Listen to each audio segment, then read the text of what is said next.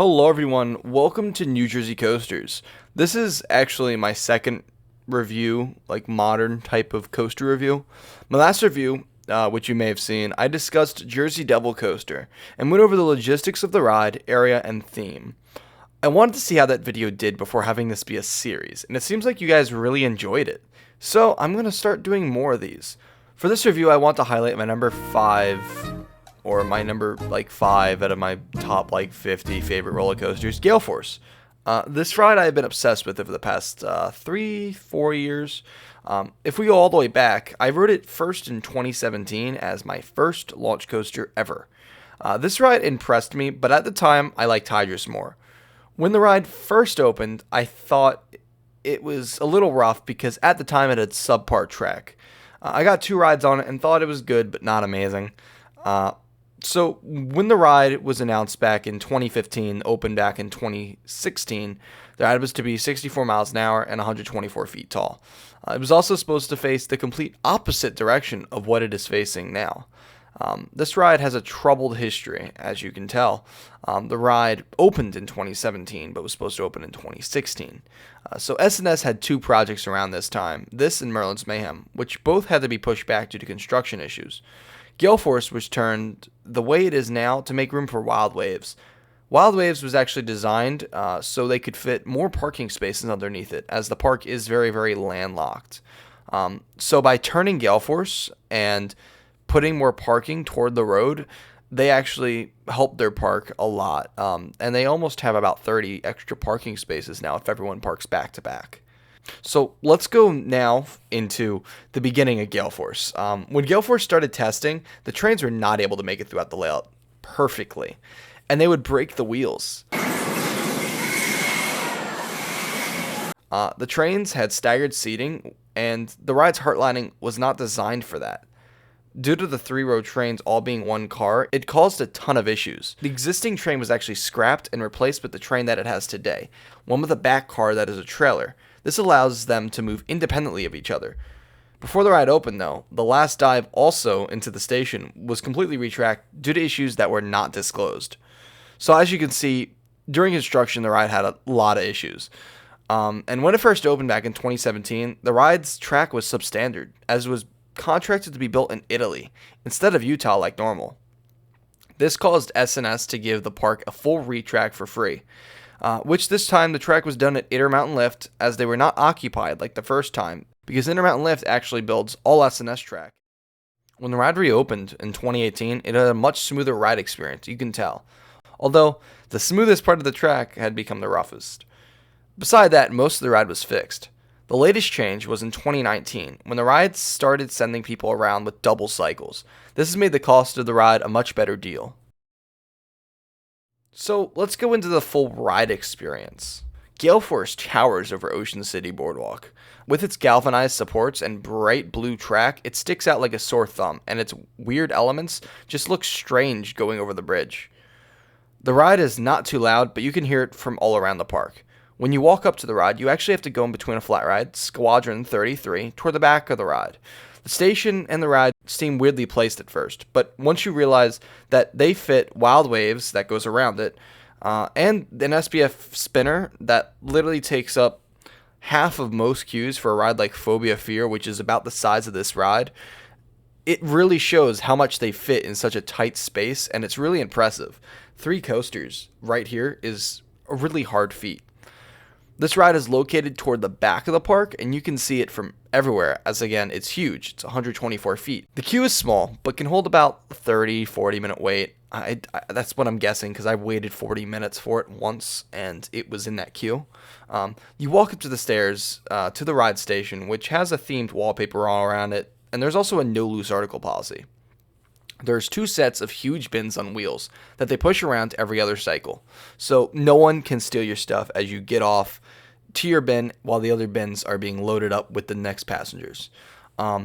They also use a wand, a metal detector wand, to check your pockets, and they ask you to put everything off to the side. You board the trains, which are a little weird that you have to step down, but they're oddly comfortable. With vest restraints like the 40 free spins, they don't lock. They give completely with your upper body, and this ride's operators offer for you to bring down your own restraint. Don't do Skyrish method, but you can get a good amount of room while still being safe. So let's get into the ride experience. After you buckle your seatbelt and sit in one of the 3 rows, you launch. This launch is a little weird, as it slowly picks up speed, and you'll find out this ride has some weird quirks. The second launch goes backwards a little bit faster, I'd say about 35 to 40 miles an hour. At this point, you rise up into the ride's final dive into the station for a really fun moment of weightlessness. Then you launch to the station, and you can feel the train hit about 64 once it hits the station, so the third launch just keeps you going that speed. It's a little weird as most launches take the whole launch to get you up to speed. According to someone in the park's maintenance team, GaleForce has enough power to throw you over in one launch, but that would use 90 to 100% of the ride's power. They decided to use 50% of the ride's power so it can last longer, and I do not blame them, as this is an investment that I hope stays in Ocean City for as long as it can. From there, you twist up into the Tophat. This twist gives sideways airtime and laterals. Into a Tophat, it also goes like way too fast over it, like insanely fast. I've never seen a ride haul so much like GaleForce. You'd expect the Tophat to go like 5-10 miles an hour, but it looks like it's going somewhere about 15 to 20, which is pretty fast, considering the Tophat is pretty tight, and it goes right into an 100-degree drop that throws you toward the ground. It's spectacular. From there, you get a quick break into this non-curved turn that gives you some laterals, and then into the signature element, the Kickflip.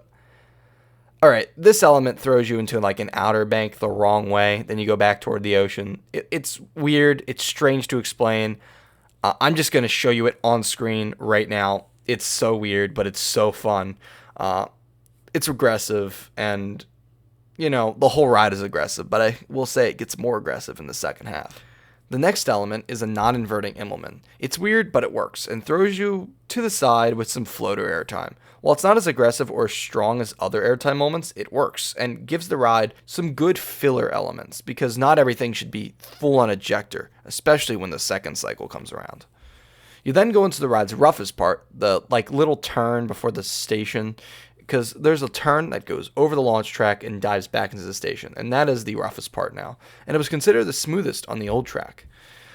It just shakes a lot. It's not too bad. You turn into the station and expect the ride to be over. Instead, you have a fourth launch. Something that I mentioned was added back in 2019 to give better bang for your buck. This fourth launch actually seems to go faster than the third, and when tracked, it almost went 70 miles per hour. This is when the trims do their hardest work, as the ride flies and gives more airtime on every element, even the last turn into the station. This second half is way more aggressive than the first half, and you'll see it with the coaster on screen. Nate was being thrown around. The other ginger next to me. From there, you brake and go back into the station. How was that ride? Aggressive? Yes. Super intense? Well, of course, it pulls 4.6 Gs. And was it the best steel coaster in New Jersey? Absolutely. This ride's pacing is outstanding, and it never loses its pace. Throughout both cycles, it hauls. Joe Draves did a fantastic job designing this ride, even though the park's maintenance said if it was done again, it most likely would be stretched out, as it's a little too compact. But it works for now, and is a testament to S&S trying things that some manufacturers wouldn't, even if it comes with its issues. This ride runs almost perfect now, though, and besides minor issues, the ride has had less than an hour of downtime this whole summer, and they're trying to keep it that way. Overall, this ride is one of the most intense and thrilling coasters I've ever ridden. Riding it every year since it's opened, I can say that 2021 is the best year I've ever ridden it. This ride will impress everyone, and everyone should try and visit it on a trip to, let's say, Maurice Piers or Great Adventure. It's a great stop. That being said, I will give this ride a 9 out of 10. The 1 point off is because of the issues it had at first and the small roughness, but it still works as being an amazing experience for all who ride it. So I just want to thank you all for watching, and thanks for the support on my Jersey Devil Coaster review. I hope you guys enjoyed this. Make sure to like and a comment down below what you think of GaleForce. I'll start releasing 1 to 3 reviews every month, so get ready for that. Anyway, see you guys in the next one. Peace.